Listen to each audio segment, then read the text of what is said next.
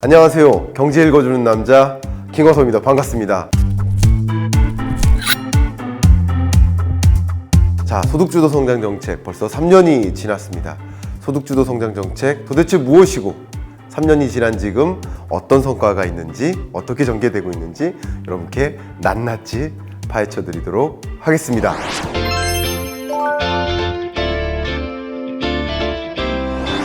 자, 먼저 소득의 개념을 정리하고 가야 될 것 같아요. 소득에는요, 여러분, 4가지가 있습니다. 이 소득주도 성장 정책은 이 중에서 특히 재산소득을 제외한 근로소득, 사업소득, 이전소득이라는 정책 수단을 이용해서 소득을 증대시키는 그런 목적을 가지고 있다라고 정리할 수 있겠네요. 자, 그러면 지금부터 본격적으로 소득주도 성장 정책의 3대 축을 가지고 어떤 정책 패키지를 가동하고 있는지 한번 말씀드려 보도록 하겠습니다. 첫 번째 축은요, 가계소득 증대입니다. 그리고 두 번째 축은 사람에 대한 투자이고요. 세 번째 축은 사회안전망과 복지 확대라고 볼 수 있겠어요. 먼저 가계소득 증대라는 측면에서는 시장에 최저임금을 인상하는 이런 여러 조치들을 통해서 시장 소득을 증대시키는 데 목적이 있고요. 그 다음 두 번째는 시장 불균형을 개선하는 겁니다. 예를 들면 대기업의 횡포에서부터 소상공인들을 보호하는 이런 정책을 통해서 자영업자들의 사업소득을 증대시키는 이런 노력이 있을 수 있겠죠. 한편 두 번째 축에 해당되는 사람에 대한 투자가 있겠죠. 기본적으로 인적 역량을 강화해서 고급 인력을 더 많이 확대하는 것입니다. 그리고 고용 안전망도 강화함으로써 이제 고용 시장의 불안정성을 해소할 수 있는 것이죠. 마지막으로 사회 안전망과 복지 확대라는 세 번째 축이 있죠. 특히 이존소득, 예를 들면 아동수당을 더 많이 지급한다든가 기초용금을 인상한다든가 하는 이런 조치로부터 어떤 취약계층을 보호할 수 있는 사회 안전망을 확대하는 것이고, 또 사회 서비스를 확충함으로써 예를 들면 고용보험의 보장성을 강화하는 거죠. 이런 것을 통해서 복지도 확대하는 것, 이런 것들이 소득주도 성장 정책의 핵심 3대 축이라고 볼 수 있겠습니다. 자, 그러면 지금부터 소득주도 성장 정책 어떤 성과가 있었는지 본격적으로 평가를 해보도록 하겠습니다. 제가 두 팔을 걷어붙이고 이 자리에 섰습니다. 자, 해보겠습니다. 2016년과 2017년 상반기와 비교해보면 이 당시는 가계소득 증가율이 거의 0%대였죠. 그러다가 2018년대 4%대, 그리고 2019년대도 3%대를 유지합니다. 이렇게 가계소득이 뚜렷하게 증가하는 그런 성과가 나타났었다라고 먼저 평가가 내려집니다. 자, 그러면 이 소득주도 성장 정책의 여러 결과물 중에 하나로서 근로 조건, 근로의 질 역시 개선됐는지 확인해 봐야 되지 않을까요?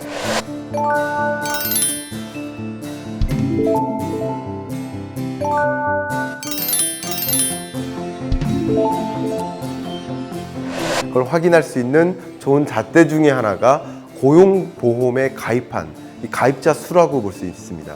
고용보험 가입자 수가 지속적으로 늘어나고 있는 이런 현상을 우리는 통계적으로 확인할 수 있겠죠. 2019년 들어서는 고용보험 가입자 수로 뚜렷하게 증가하는 모습을 확인할 수 있죠. 말 그대로 고용의 질이 개선되었다라고 생각해 볼 수 있겠네요. 자, 그러면 본격적으로 임금을 알아보도록 하겠습니다. 특히 이 취업자 중에 임금 근로자들의 고용 요건이 얼마나 개선됐는지를 보여주는 거, 무엇으로 우리는 확인할 수 있습니까? 임금이죠. 임금 하나가 모든 걸 보여주지 않습니까? 자, 시간당 임금 상승률을 보시면요, 2015년 마이너스 4.3%, 그런데 16, 17, 18, 19년을 그 경로를 보면 16, 17년도는 각각 4.6%, 4.0% 임금 상승률이 이렇게 크게 뚜렷하게 나타나지는 않았었는데 2018년 12.3%로 상승합니다. 2019년도 5.4%로 보통 비교 연도보다 훨씬 크게 상승하죠. 역시 소득주도 성장 정책의 결과물로서 시간당 임금이 이렇게 뚜렷하게 상승했구나라는 것을 확인해 볼 수 있겠죠. 더 중요한 것은 저임금 근로자의 비중입니다. 전체 근로자 중에서 저임금 근로자가 있고 또 고임금 근로자가 있을 텐데 저임금 근로자가 전체 근로자 중에서 몇 퍼센트나 차지할까? 이게 또 역시 소득 여건이 개선됐는지 여부를 판단하는 좋은 지표가 될 수 있지 않겠습니까? 그래서 저임금 근로자의 비중을 보면 2016년까지는 23.5% 수준을 유지했었죠. 그러다가 17년도에 22.3%, 18년대는 크게 급감합니다. 19%, 그리고 2019년에는 17%로 떨어집니다. 전체 근로자 중에 저임금 근로자가 차지하는 비중이 줄어들므로써 전체 근로자들의 양극화가 어느 정도 해소되어 가고 있다라는 좋은 단서가 되지 않을까 생각합니다.